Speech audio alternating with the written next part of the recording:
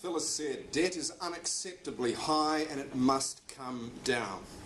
It's basic common sense to refuse asset sales as the short-term answer to do this. So how then do we proceed? A viable economic alternative must deliver more than just debt reduction. It must deliver across three key areas: reducing debt, building equity, and creating growth.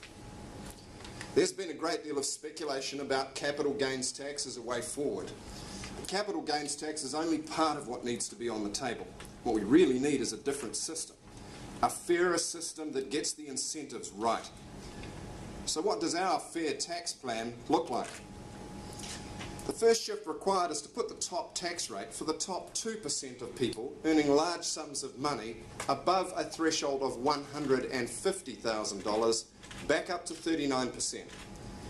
In the current economic environment and after the Canterbury earthquakes, New Zealand simply cannot afford the windfall gains that top earners have received in recent years.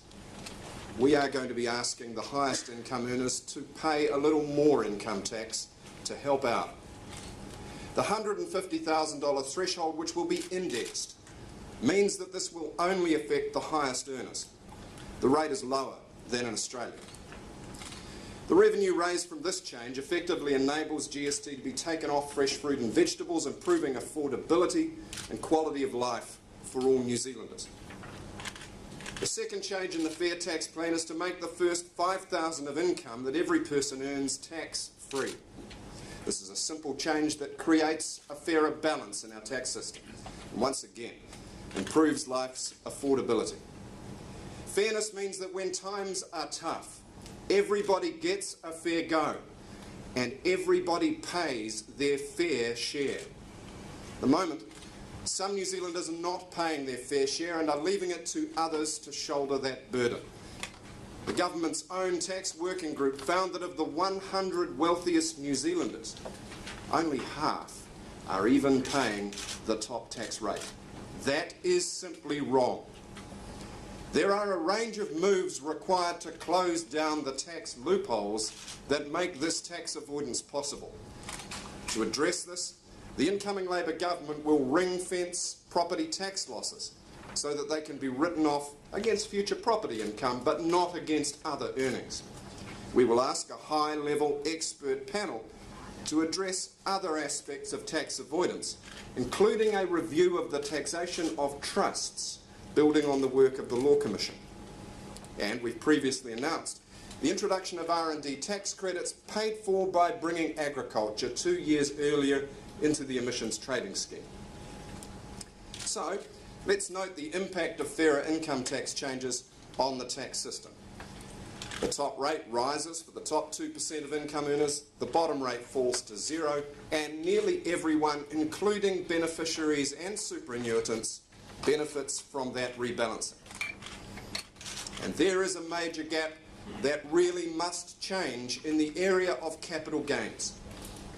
At present, the major tax burden falls on individuals through wages and salaries. But while wages and salaries are taxed, capital gains are not taxed at all, whether on the sale of shares, or of a company, or on the sale of investment properties. Huge sums of money can and have been made, and the fortunate recipient pays no tax.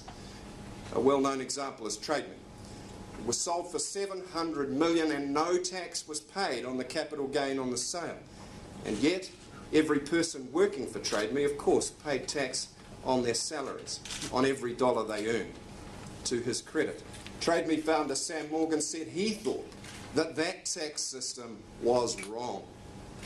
The tax working group noted that there's an estimated $200 billion invested in property in this country. But property investors holding those properties reported net rental losses of $500 million. That's right, property investors declared a net loss on $200 billion worth of investments. That distorts incentives so that investment does not flow where it does the most good, to productive businesses that innovate, employ and export. The fundamental problem with our tax system is therefore that wages are taxed and capital is not. Taxation of capital has long been on the table, and the words capital gains tax are used as if they were a radical and unpalatable economic raid on individuals. Well, let's address that myth right now. In nearly every country in the developed world, these forms of income contribute to their respected economies through a capital gains tax. The only two OECD economies that do not have capital gains, other than us, are Switzerland and Turkey. Switzerland has long been known as a tax haven. Do we really want to be the other Turkey? Capital gains tax is not a maverick political proposition.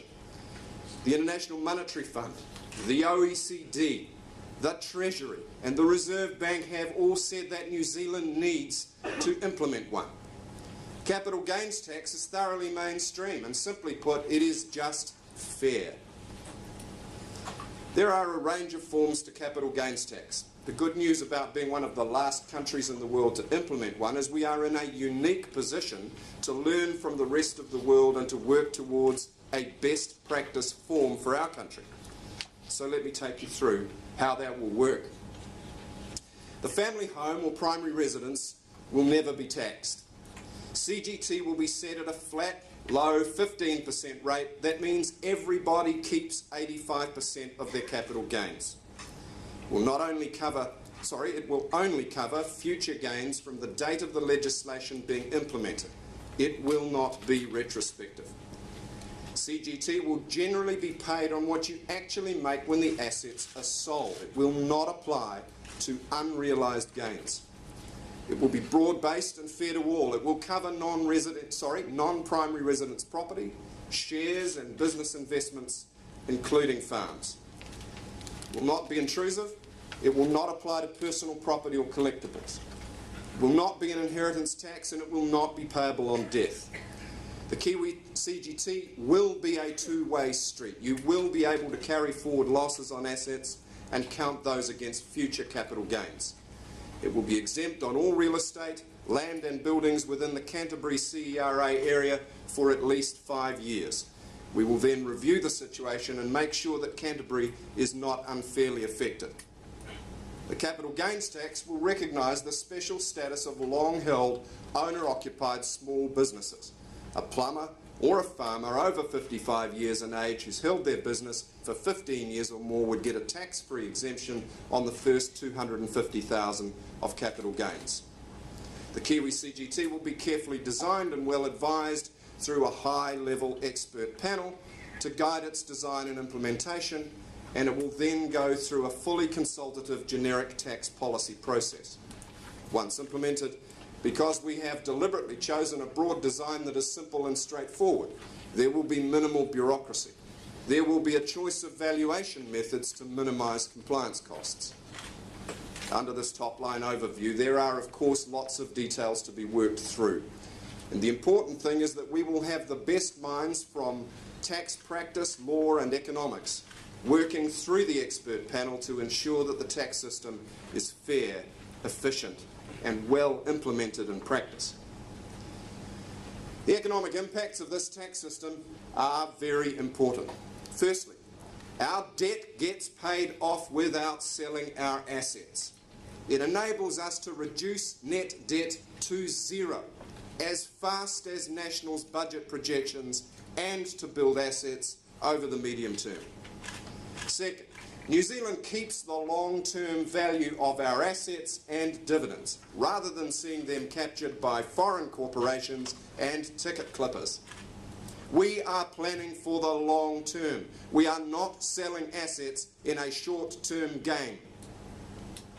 Third, we can pay for fair tax cuts that mean the first $5,000 everyone earns is tax-free, and there is zero GST on fruit and vegetables. The revenue generated starts modestly, but it builds to a level that would sustain our future needs and enable us to invest in our communities, in R&D, in education, in health, in jobs, and in our children's future.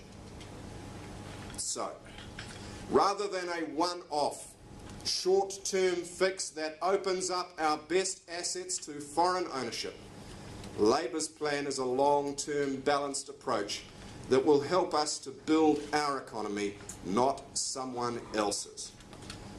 I'm going to hand over now to my colleague David Parker.